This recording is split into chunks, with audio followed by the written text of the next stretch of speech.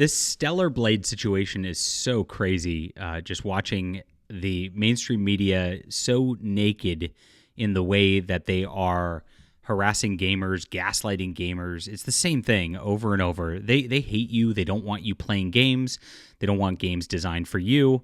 And you could see it in the reviews. They were talking about IGN yesterday, just saying it was shallow. And it's just because the female character is pretty and in a scantily clad deal. It's definitely something made towards male gamers, and that's not okay by them. And they still couldn't give it a bad review because the gameplay is good, everything's well done with it. There's no weird diversity stuff, and that makes it shallow to them. Absolutely ridiculous. And that's how it's gone over the last several years as they've really tried to tune out gamers from gaming. And it's the same thing with comic readers. They've tried to tune out comics and make you not want to look at it. They don't want your male gaze.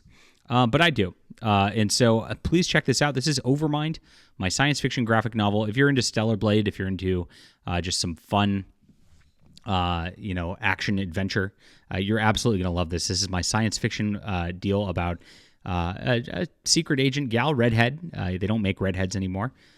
Who is going after this AI, which is threatening the Terran Imperium. You'll absolutely love it. It's available on my web store, delarose.com, which is in the description below. I've got it digitally. I've got all of the above, and we are making our second volume of this right now, which will be on Kickstarter in a couple months, so catch up on our awesome series.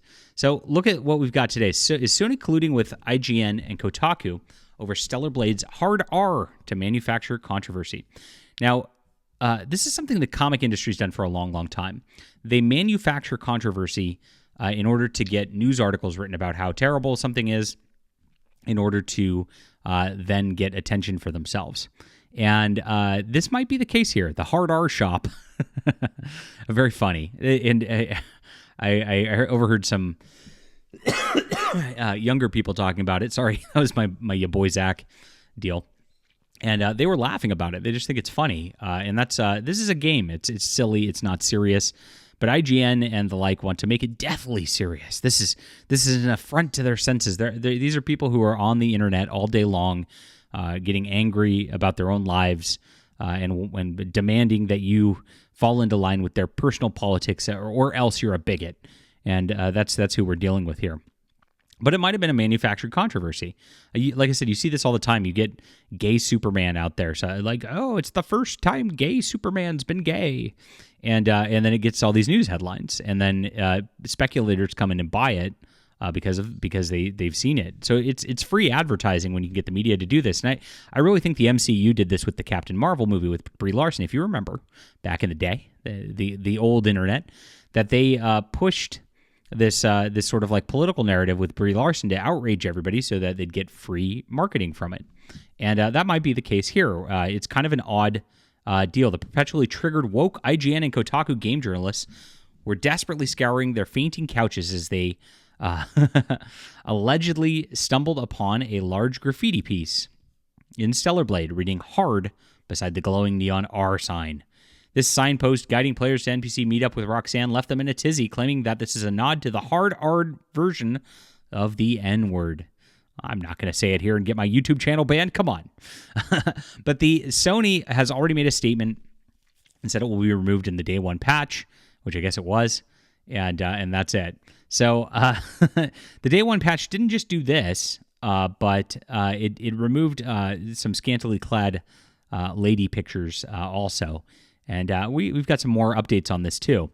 But this is what Grum said. He said, the hard R controversy was manufactured as a coordinated attack. IGN and Kotaku respond ready with articles, including official Sony responses exactly at the moment the screenshot was posted by a YouTuber. Very weird. So how could the news comment that quickly and be that outraged and have a corporate statement already, unless corporate reached out to these people directly and they colluded all together in order to produce this real quick to come out? It seems a little sus at best.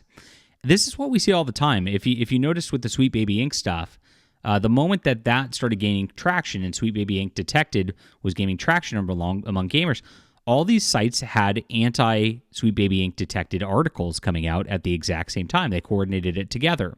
They coordinate their narratives. They use the same phraseology. They're in Slacks together. They're in Discords together. These are all whisper networks all around, and they are the access media for a reason. Eric July calls it that because they work for access to these companies, and then the companies give them scoops in response, and they kind of do a little tit for tat thing. That's why our fandom pulse doesn't get anything. We actually were turned down by some game companies for our reviewers. Why?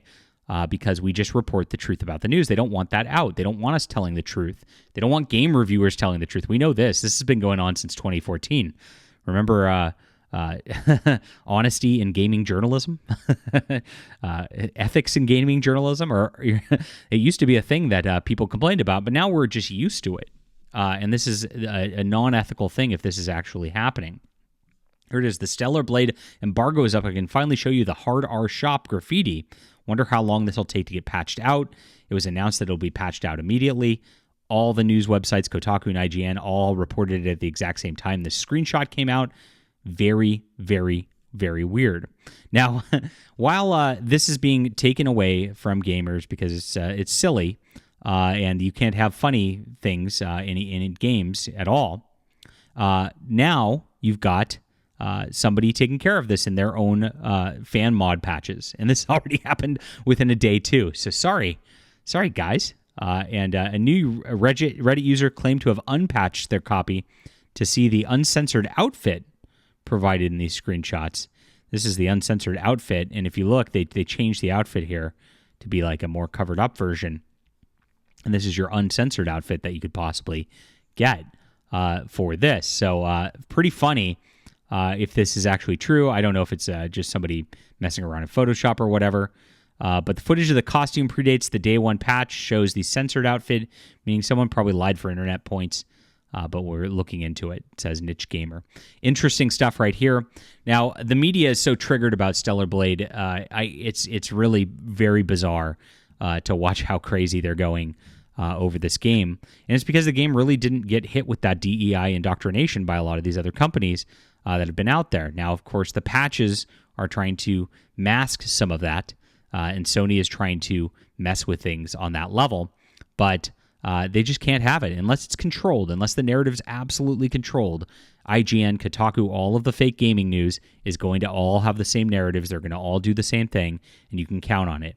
But are they colluding with Sony? That would be a next-level scandal if this is the case. We'll watch as more of this develops. Thanks for watching, everybody. Hit the like and subscribe button. Make sure to check out Overmind if you are interested in fun science fiction, action, adventure. Support our channel with our excellent art that we're making ourselves as well. And we'll be back soon.